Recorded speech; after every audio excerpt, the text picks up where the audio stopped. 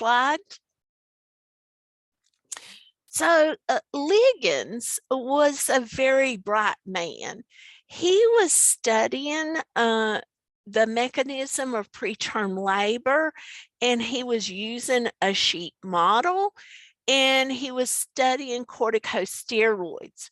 And his baby lambs that were born prematurely that had received corticosteroids actually filled their lungs full of air and breathed, whereas the lambs that they didn't fill their lungs with air, and they immediately suffocated. So he started looking in the sheep model, and he thought, well, this could be something for pregnant women. So he and Howie started a randomized controlled trial, I think in 1969. And they randomized 287 women to get steroids or placebo. They used betamethasone 12 milligrams, 24 hours apart.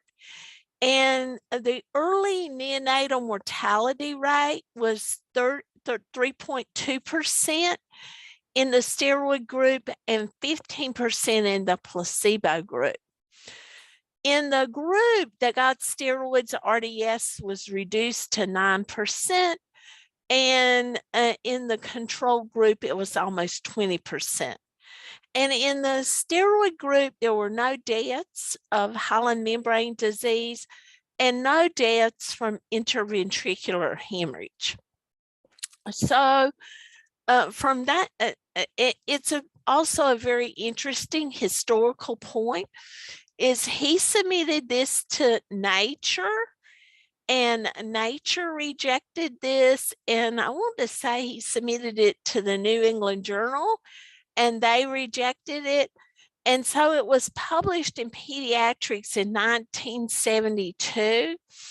And this is probably the change in obstetrics that's actually revolutionized our care of the neonate.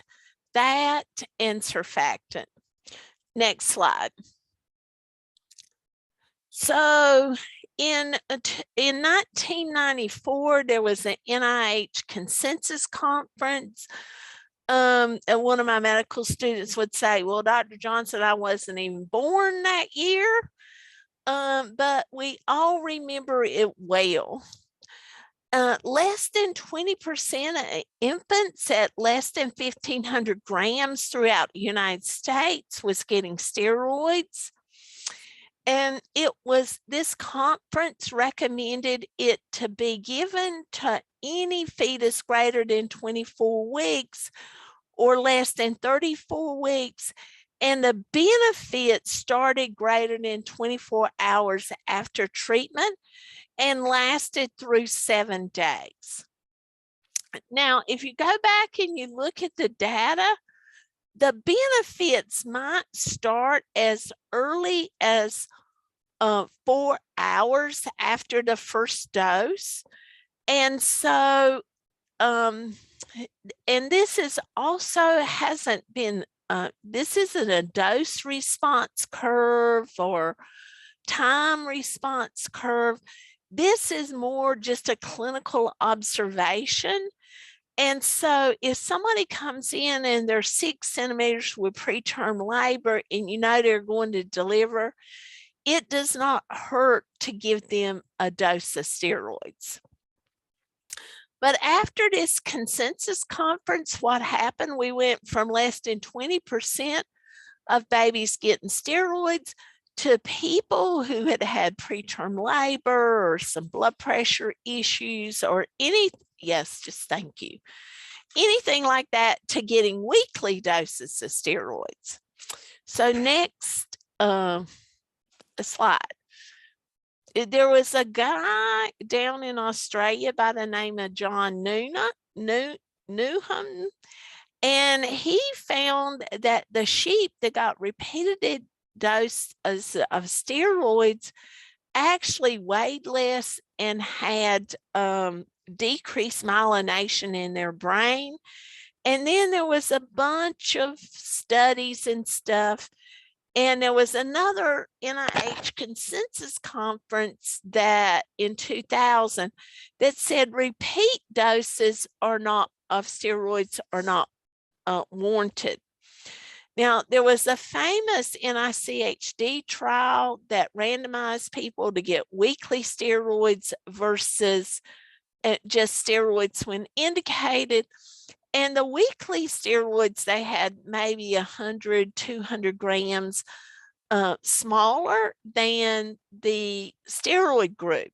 Obviously, we couldn't sacrifice the babies and look at their brain, but if we saw this in animals, then we worried it may be happening in humans. And that study was stopped early by the Data Safety and Monitoring Committee. It was stopped at halfway during their analysis. And that really made people think we shouldn't use repeated doses. But if you truly looked at that study and looked at the outcomes, the babies did better in the repeat doses than the ones that just got one dose. Next slide. So there was about 8 or 9 years where we were only given one dose. It didn't matter what, if you got them at 26 weeks, and then you came back at 32 weeks, or you had ruptured membranes at 25 weeks and started contracting at 30 weeks, you only got one dose of steroids. So Garidi looked at a group of patients that they randomized in obstetrics, and they gave them one dose of steroids. And then if it was more than 14 days later, they gave them a second dose if they were near delivery. So it improved the composite neonatal morbidity, and it significantly decreased the respiratory distress and ventilatory support. And so this article gave us the ammunition to give the second dose of steroids.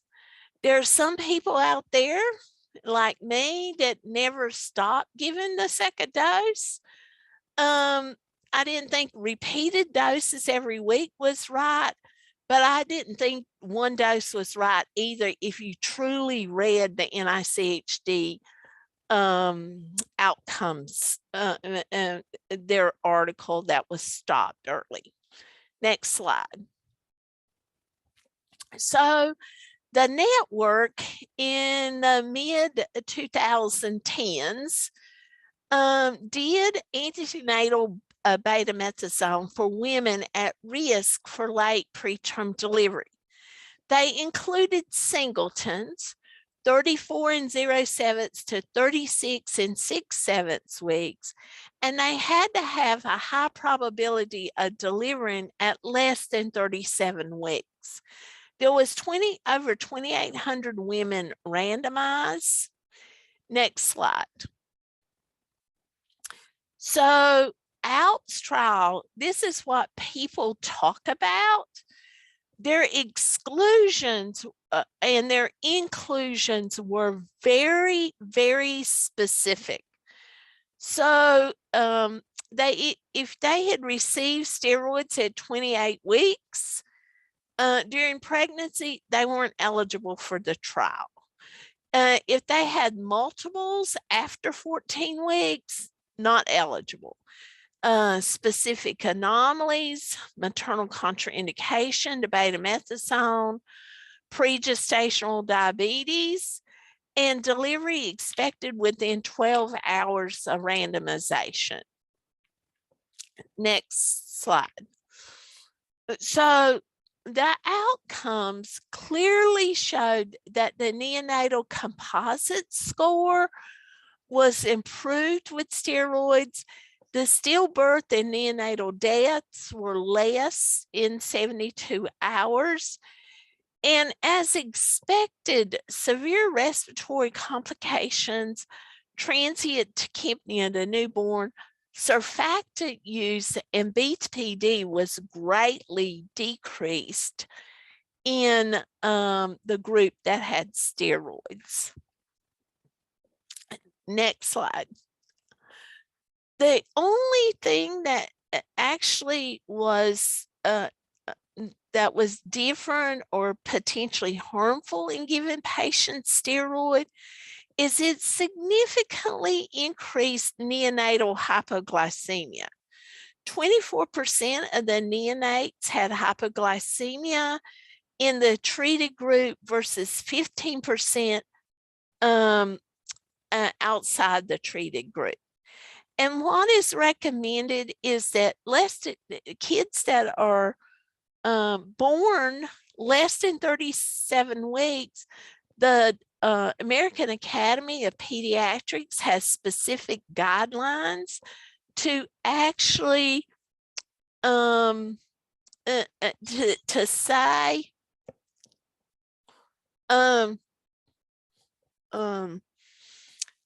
what we should do or how we should follow up blood sugars in preterm infants, and those should be followed, and it shouldn't be dictated about whether or not the patient got steroids or not. Even if